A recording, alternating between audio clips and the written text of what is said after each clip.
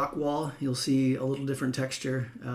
When you send a blend file, it doesn't actually send embedded textures. You have to pack them if you want that. So this is just a quick stack stone that I have that I like. So I have already applied this to the wall, and this should work just fine. So let's go to material. You can see I don't have any mapping done yet on it.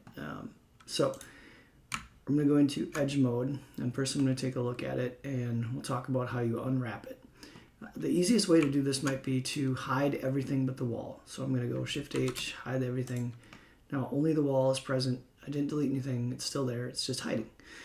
So let's go into face mode and see what we're dealing with. The bottom is gone. This is good. That makes things easier.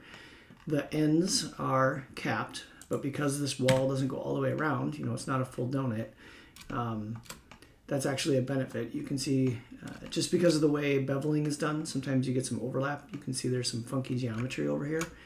And that can cause some issues with unwrapping. So you need to be aware when you're doing bevels and things like that, that things aren't going kind of crazy like this. But it kind of gives me an opportunity to show you something we can do with this, which is to delete these end caps. And you might not always want to do that because sometimes you would see the end of this wall. But I think with this one, there's something we can do that will be a better choice. So I'm actually going to grab all these end faces, and over here it's a little hard to tell what we have or don't have. So I'm just going to start with that and delete those. Okay. I think I can get away with grabbing this. There's like a double section here. I don't want to delete too much, but I do want to grab kind of all these weird faces and just clean that up a little bit. And just see if I can make this look a little nicer at the end. There, that's pretty clean. And we can leave like this little overhang here. Should not be a big deal. If you wanted to make this real easy, the best thing to do would be to delete all of these as well. You can see there's kind of a natural joint between what's the top of the wall and what's the side of the wall right here. And these faces here are kind of in this limbo zone. They were created with the bevel, and they're really beneficial over here for the curve, but they're not super important probably on the end, because the end I'm not planning to even be able to see. So just for the sake of ease, I'm going to delete those. And technically even these are part of the end cap really. So we're just going to take those away too. So now we have no bottom and no end. And if I go over here, I can do the same thing. This one looks quite a bit cleaner. And if you don't do this, it does make your unwrap a little more difficult. In fact, for the sake of teaching how to unwrap, I'm going to leave that one. So unwrapping, as I kind of talked about in the other videos, is the process of flattening out a 3D shape onto a 2D plane.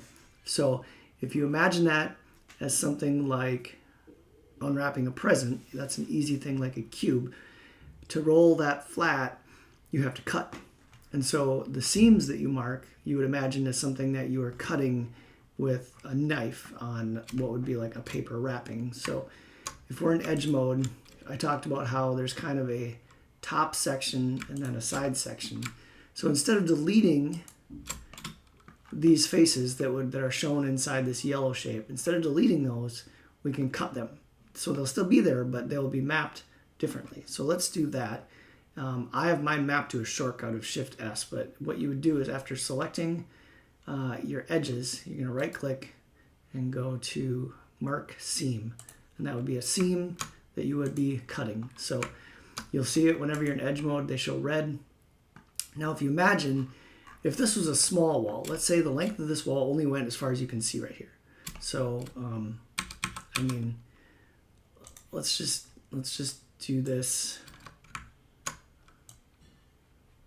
just to kind of show you what I mean. Let's pretend this is the whole wall. So just like we did on the other far end of this wall, we don't have an end. We deleted it a little while ago. On the other side, we have the seams. if you were going to unwrap this, try to lay this flat. If you were to cut along this red line, you would then easily be able to lay this flat, right? It would just fold out like wings, right? It would lay down and be flat. So in this scenario, even though that's the correct way, or probably there are multiple correct ways, but that's the best way to cut seams for unwrapping, it's still going to leave you with textures that don't match at this end. And so the trick is marking seams in places that you won't probably see. That's the goal. So I'm going to go ahead and unwrap this way and show you the way that works. So you go to face mode and select everything. And then you go UV. It depends on what version of Blender you're in. I'm in the newest, so it's called angle based. I don't remember what it's called in the other ones. I think in older versions it's just called the default unwrap. So it'd just be your first option. That's all you need to do. So you do UV unwrap. And now if you look at it in the UV window, which is just under here, I'll show you how you find that. So if you pull out a new window, or you go to the UV editing, and it's in this drop down over here, you're looking at UV editor. So it's going to show you your image. Up here is which image you want to map it on. And it's just showing you that. So it's not going to map it as a straight line just because you have a curved wall. So it has flattened it. If you were to look in here, this middle section is your top line, and these sides are your back and your front. So it is laid it flat, like an upside down U flattened onto a piece of paper. But because the wall is curved, so is your general shape. This little area down here, that's that end. So this has been cut off. It's a totally separate shape in a totally separate spot, right? Now, of course, the scale is going to be wrong. If you were to go out into object mode, you can see that it's stretching that stone over the entire thing, right? So there's a couple ways to do it. You can go into the shader and you can adjust coordinates, but the easiest way is really, once you have all the faces selected, to go over into this window and use your S for scale, and then you just make it bigger and you can see your rocks. And what it's doing is, if you were to lay it over it, it's going to repeat that pattern over the entire thing. Now you can also hit the rotate key over here and turn it like that. So by scaling it, it's going to repeat this over and over again across the whole thing. So if you're to look at it now, the rocks look at least a more appropriate size, right? Now these are, if you look at this texture, they are stacked in a way where it kind of portrays a bottom of the wall, top of the wall layout. If it was just a bunch of round rocks randomly placed, the orientation's not going to make much difference. On the other side, if this was a brick wall, this would look really ridiculous because these bricks would all be at this angle, and that's because if we look at the way this curve shape is, that's the way it's going to lay it out.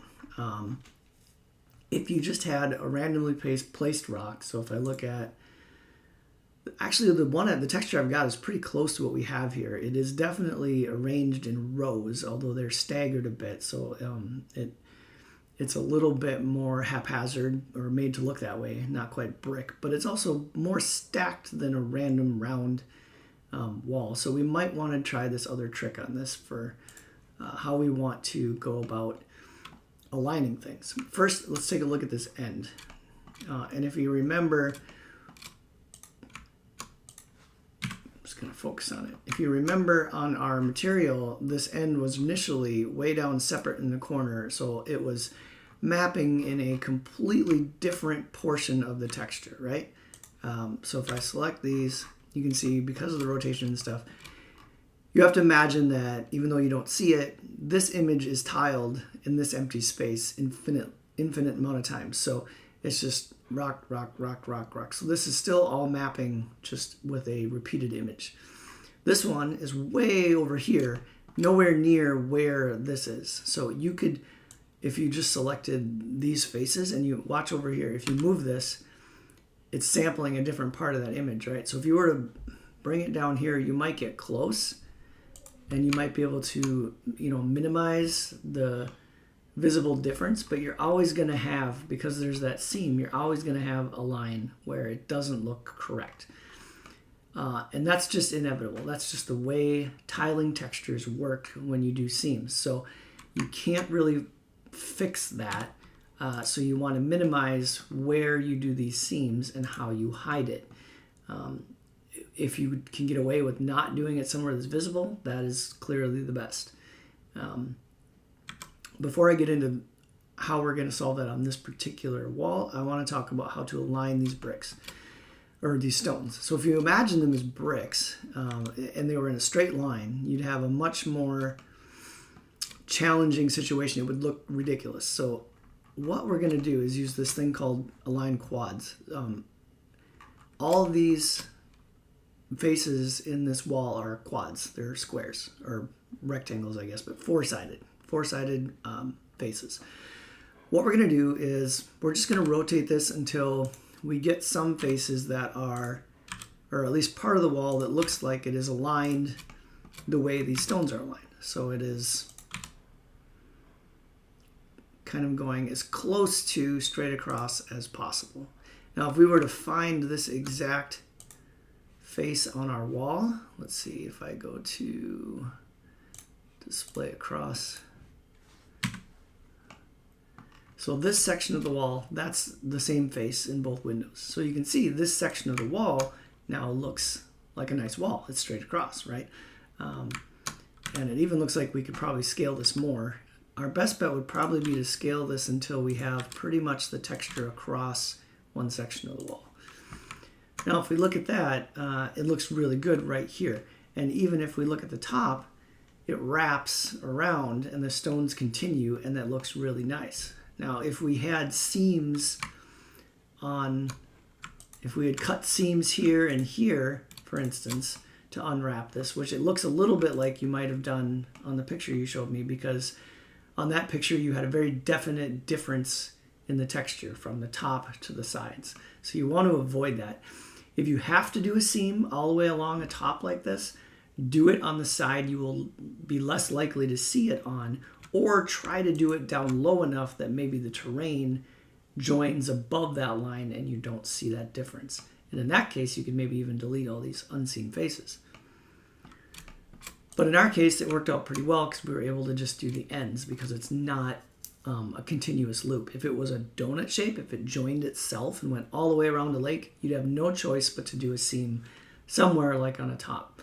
And that's where you're trying to hide it more, because you really want that texture in that stone to wrap across the top because it just looks so much better.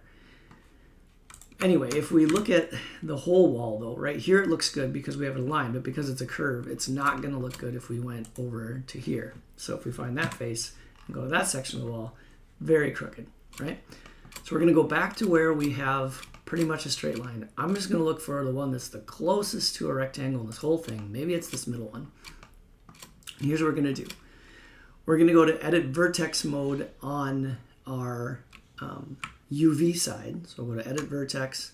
I'm going to turn on snapping just like I would in the modeling window. And I'm going to grab one of these vertexes. I'm going to go G to move and then X. That means it's going to keep it moving only these directions. It can't go up or down. It's only going to go this way. And I'm going to snap it to the one below. So now I know it's exactly above it. All right. I'm going to do the same thing to this one. G, X, going back and forth, snap it to that one. So now I know that both these two are straight on top, both these two are straight on top, right? Now I want to make sure that they're aligned the other way. So I'm going to go G on this one and use Y. Y is up and down only. And I'm going to snap it to that one.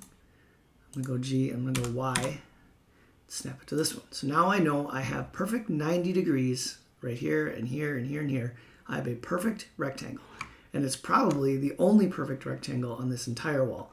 If I then hit the A key to select every face in the wall, and then I make sure that this face that I made perfect is the active face, so it's white but still selected, and then I'm going to go up to UV, I'm going to go to unwrap, unless they moved it, follow active quads. So what's active right now? Our perfect rectangle. It's a perfect quad.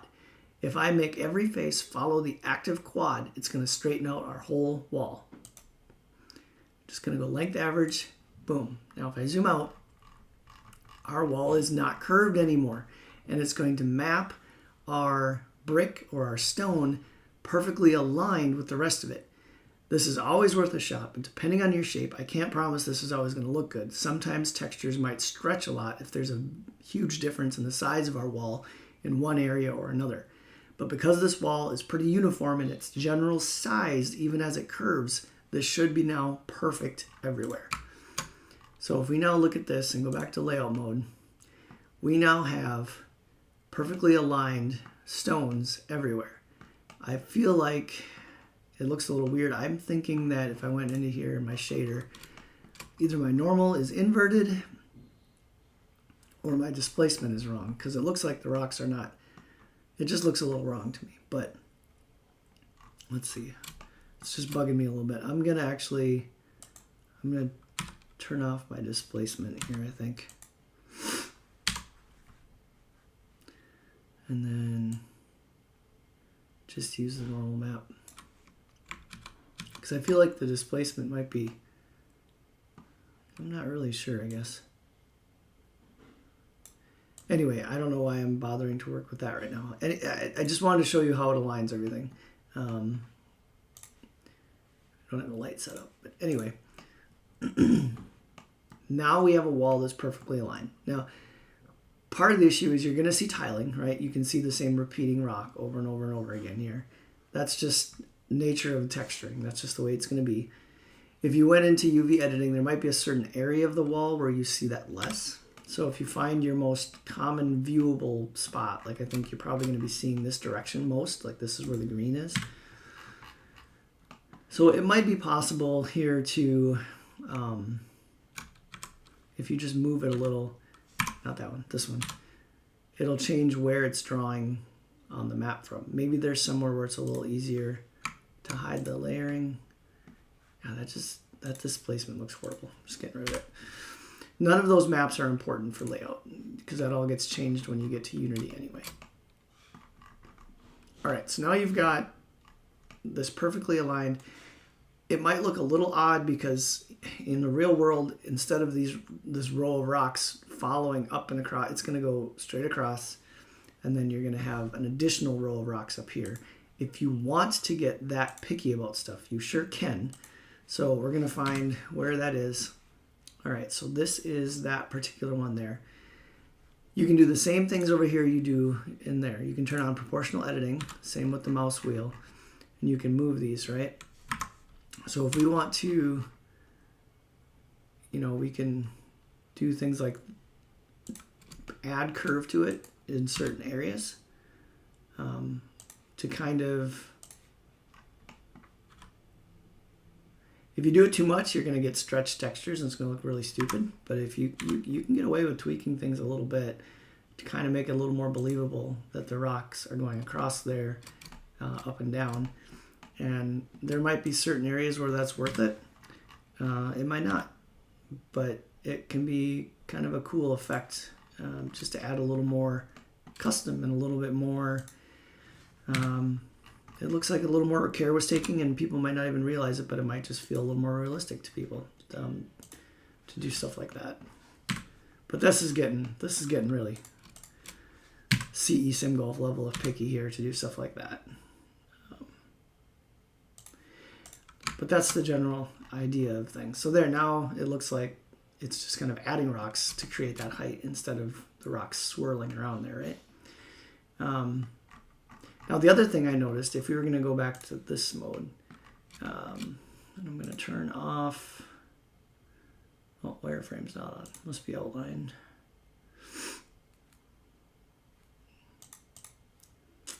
Turn off the outlining. Okay, so you see you've got some sharpness going on here. You added the bevel to give it some of that soft edge. But I don't think you have it on shade smooth. So if we right click on our object and do shade auto smooth, that's going to curl over that edge a little bit more. It almost looks like, let's see. Do we have any extra info there? No. For a second it just looked like there was extra information there. But anyway, that'll give you a smoother rollover. I'm not sure why it looks exactly like that. We're just going to go to, I don't know why it's showing a sharp edge here. It shouldn't be with auto smooth.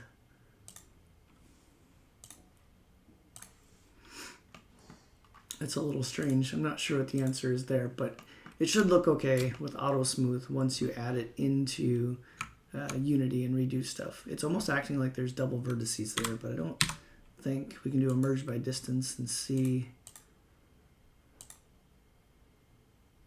That was way too much. No, there's not. It's just some kind of weird oddity in the render I have set up. Should look fine in Unity. And that actually, now that you've beveled and then add auto smooth, that'll make this look, there won't be any lines here. Now it'll look nice and smooth like that. All right, you know, we still have our issue with our faces over here, where you're gonna see, you know, there it is. There's that line. That's very unnatural, right? But the way we did it on the other side, I'm gonna unhide all our terrain now, and I'm gonna show you ways to disguise that. So unhide everything, and then I'm just going to use this to zoom into this end. All right. Oh, we got some separation there. Oh, that's where you were asking how to smooth that. So yeah, I mean, initially I probably would have done that where you try to keep those connected. You could even merge them and then bevel that edge a little bit. But at this point, I don't know what your options are other than to go back and redo that. Otherwise, you're going to be stuck using snap and vertex movement to try to attach, you know, all of these like that. You're kind of in a tough spot with the way that ended up there. I'm not sure how that happened to you, but you're going to be a little bit stuck fixing that. I think what I would do is probably select that edge, turn on proportional, and then move it all down so it's pretty dang close, like that. Now what I'm going to do is I'm going to copy the naming on that, then I'm going to join that to the rough. Go to vertex, merge, and I'm going to use a distance to eventually, until, there you go. Now it has merged all these vertices. Separate, rename it. There, now they're all connected again. What you could actually do if you want this to be a smooth transition though, is before you separate them, so this is still joined, we'll grab this edge that is the perimeter, but we don't want any of these edges, just the edges that are connected. Do we have any down here? No. All right, so we want just the connected ones. Now these should be joined, so if I do a bevel, Control B,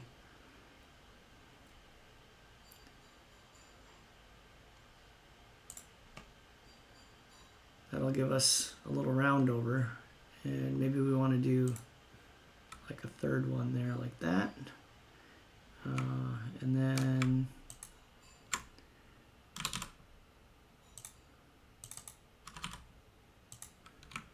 there we go. Now if we separate, now our water plane is by itself again and renamed. Now when you go into vertex paint this, you would want to do, so I'm going to flood this blue because that's kind of our water base. Full one, flood, and then pick a color, whatever you want your blend color to be. So it doesn't matter, like if you pick green, so then when you set up your materials, green would match the general rough red. So it'd be like rough, and this would still be rough blend, and then into your mud or whatever, stone bottom, whatever your water base is. And if you want it to be more interesting, you know, even in Unity, you could go through and, you know, don't make it such a straight line. Paint some grass variation like that. So the grass is kind of going down to the water. You add your water plane in like that. Good to go. Now what you can do to hide whether or not you have, on this side we've got poor texturing or a seam on the end, and on the other side we have no end, so we don't want to see nothing there, right? So you can go in and just grab kind of your top vertices, have proportional on, and you can just, you know, just grab your wall, stretch it out a little bit, and make it just disappear into the terrain like that, right? So then the wall just, the rocks just disappear up underneath the terrain. Clearly we have some weird geometry going on here. Where is it? Oh, we got a vertice that just went its own way. I'm just going to drag that back that way. There. So there, that's one way to do it. Don't even have to have an end to your wall because it just disappears into the ground like that, right? Can do the same thing over here. That would be my suggestion. It's the easiest way to do things, and you can just move them around however you want, really. Just, you want to make movements with a lot of proportional editing so that you minimize the texture stretch. So you got like that. Now this raises another interesting thing. If you don't do it carefully, you've created a gap right there. But what I would do with a wall like this, and this is kind of how I did it way back on, geez, what course was it? Quail Hollow. So, sorry, I just see a double vertice here I'm going to fix. If you were to look at your reference picture, the grass goes onto the top of the wall, right? Which is the opposite of what we have here. We have, on this one, we have the wall slightly above the edge of the grass. Now, that's nice from a golf perspective because the ball will stop if it hits there. But if you want to be more accurate and mean to the golfer, so the ball, if it rolled up to the wall, would roll over the wall and in, you could select, I did a right click, select the vertices that are right over the top of the wall like that.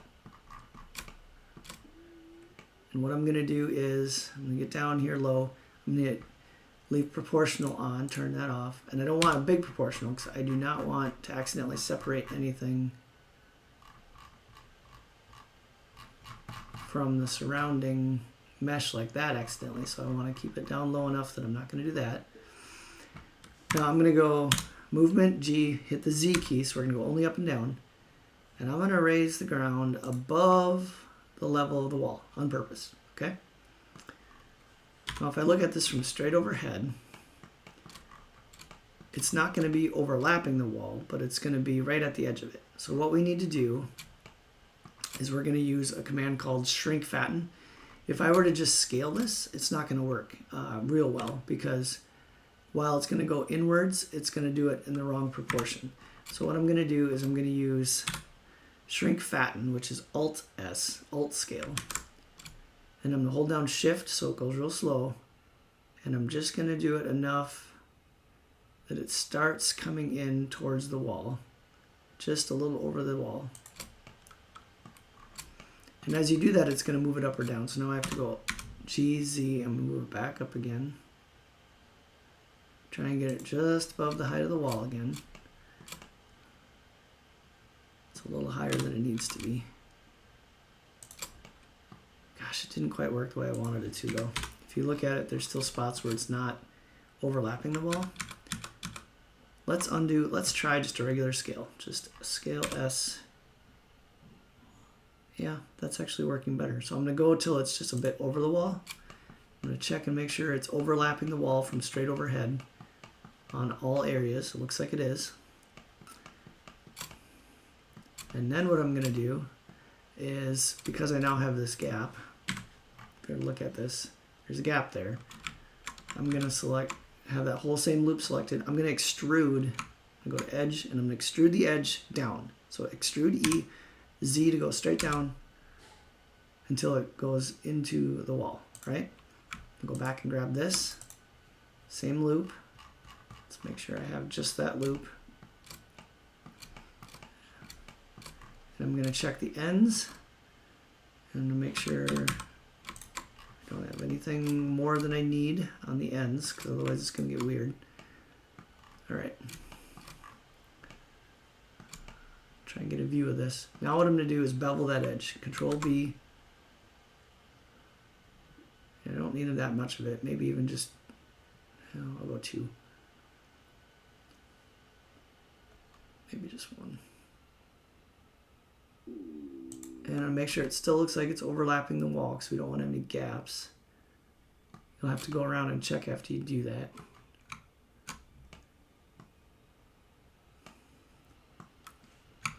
And if that's smooth, great. Otherwise, you might want to do additional bevel. I think that's going to be just fine. That looks like it's going to be smooth to me. And then you can see that the rough goes down into the wall there, maybe more than it needs to. You know, we can, looking from underneath, we can go up just a little bit like that. And you might need to like loop slide these back a little because you don't want any purely vertical areas or the texturing's not going to work real well. Doesn't want to slide though.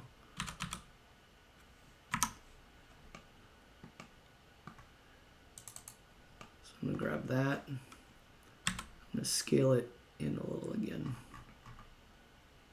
There we go. So now it's both smooth, but also nothing's totally vertical on it. All right. Now we have turf living on top of the wall like it's supposed to be. And it's a little irregular bonus, so that'll look more realistic. We can go back to our material. Kind of get a general idea of the way it's going to look here.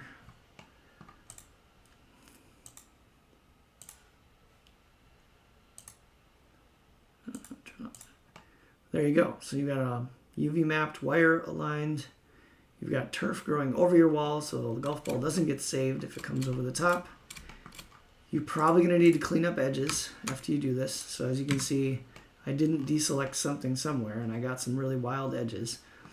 The easiest way to do this is take any of these weird rogue vertices and either snap, connect them somewhere, just move and snap them, try and figure out where they're closest to.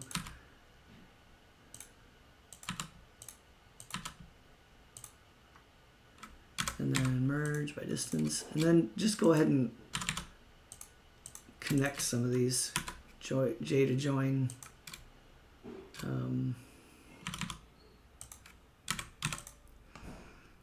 And then clean up any mistake areas, right? So you can see here, we made it so the wall dove in there. So we're gonna have to go in here and clean this up. We're gonna drop this area down. Want to make sure that wherever the edges are, they're hiding, either within the wall or within different turf somewhere. And you're gonna have to manually reconnect some of these here. If we turn our, oh, I gotta be here, don't I? Okay. So you're gonna need to go in and anywhere the wall's not hiding, you're gonna have to reconnect these vertices by snapping them somewhere. You might not have to do this at all. If you took a little more care in the way you did it, then I did it kind of fast without checking. But as long as you make it, clean up any of these mistakes. So you got a really steep bank here. You probably want to soften that. You might, hopefully you do it a little cleaner than I did it. We're just gonna kind of gently stretch this out a little bit, just so everything's not quite so vertical and condensed. Here's where the edge of the wall is. Here we've got a weird shape, so we're gonna make this, just give it some edges there. And yeah, that one looks still a little steep. Just grab it with proportional on and just try and make things look a little more. There's a little gap here. It's these corners that are always going to trick you and possibly have issues. So just kind of try and keep the spread on everything kind of equal. There, I think that's pretty cleaned up. So you got a wall disappearing into turf. You'd have your water line. So like if I added, so imagine this is my water plane.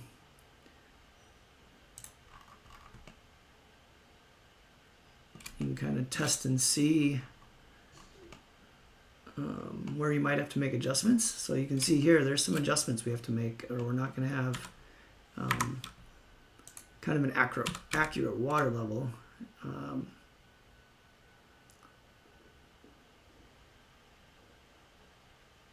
You're going to have to figure out where you want your water line to be. Obviously, this is not showing you.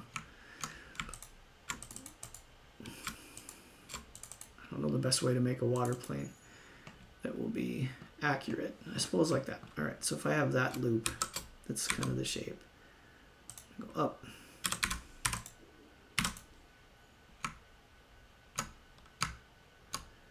Now I have a more accurate water plane shape.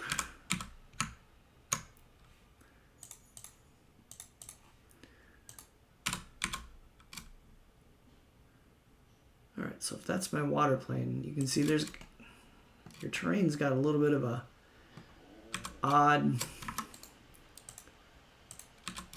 There's the heights of everything are not exactly vertically equal. So if you, I don't know where you want to base it off. If you base it off the green area, where you definitely want to make sure you've got the wall exposed. You can see you need to at least go down to that probably for a water level. And then you're going to have to do some adjusting. This is up to you how you'd want to adjust that. So you'd go, I would grab every surrounding mesh that could potentially be affected by large movement, kind of like that. And then I would, let's see, I don't want my water plane selected though. Do I have it selected?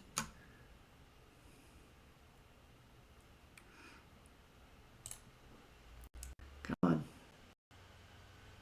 All right, good. So I don't have my water plane active. So I'm not sure the best way to, I don't want to, this is your project, but like for instance, any of these high points, you know, you're gonna have to drop with a lot of proportional editing. So that's gonna affect your fairway and everything. I'm not sure. I must have a lot of vertices active. It is really chugging.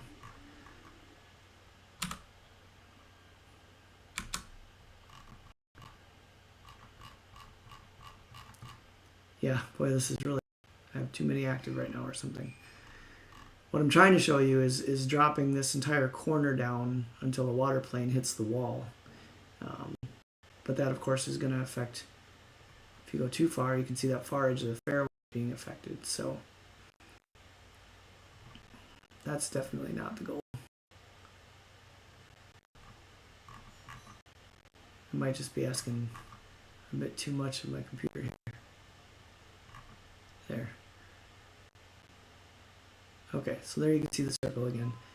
So, slowly. Now if you move this down,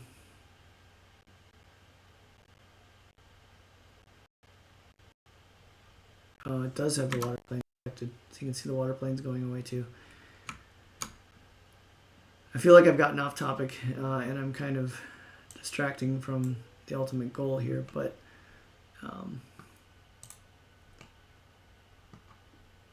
alright, so I'm going to try not to select my water plane. Just those.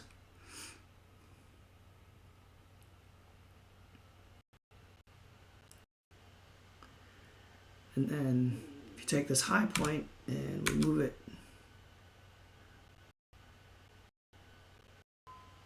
no, it's still selecting my water plane. Anyway, I'm not succeeding in showing you what I mean here. I hope you understand kind of what I'm getting at. What you want to try and drop all this surrounding terrain so that this water plane, the ground is too high right here for the rest of it. The water plane is intersecting it. So I'll try one more time. I think there we go. There. So now you can see kind of the idea I'm getting at. If you drop all the terrain, including the wall, very slowly,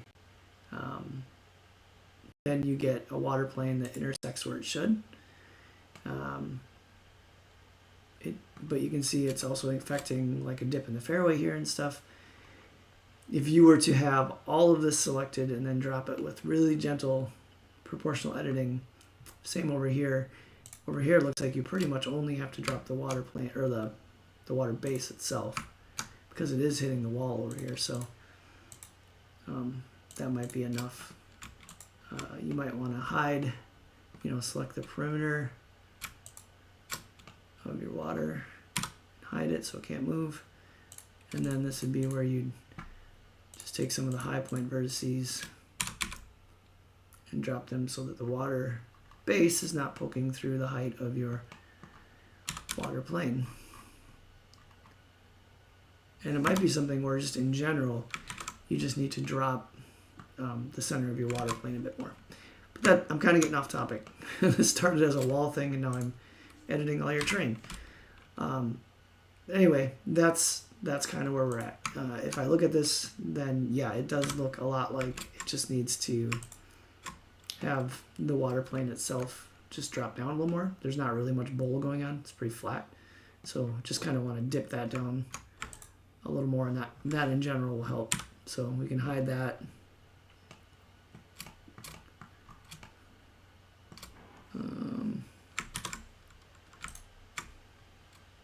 So if we grab, we don't want to we don't want to disconnect that edge for sure. It looks like we've got all the way around there. Yep. Okay. So we have the entire outside. I'm gonna hide that. And then we can go in here and we can drop our whole water plane a bit. I don't want to drop it so much that I'm, especially on this far side, I don't want to make it too severe where that gentle ground transition is happening. So pull that down, and then maybe it's a little deeper or steeper over there. I don't know. We're just going to select everything and smooth it.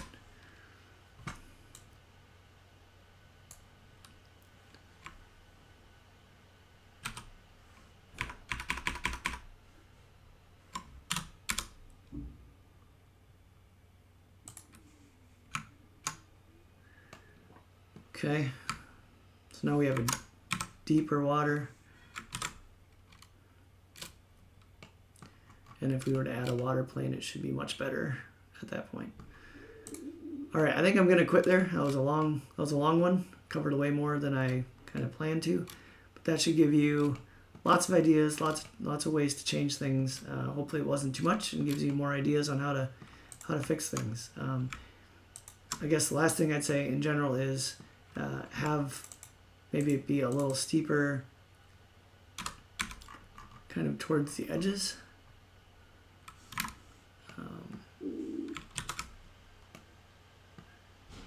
Where the water plane gets close, kind of close to your surface.